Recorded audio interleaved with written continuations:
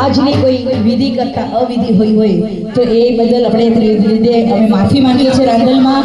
આજ અમે તને અમારે આંગણે બોલાવી, તમે અમારી આંગણે આવીને બિરાજ્યા, અમારો અવસર નિર્વિઘ્ને પાર પડે એ જ આશાથી આજે રાંદલમાં તને અમે તેડ્યા છીએ। અને તું અમારા કુળની રક્ષા કરજે, તું અમારા કુળની રક્ષા કરજે એ જ અભ્યર્થના સાથે આજે અમે તને અહીંયા ખોડો ખુલ્લી અને તને જે નિમંત્રણ આપ્યું છે એ નિમંત્રણ તું સ્વીકારી લેજે।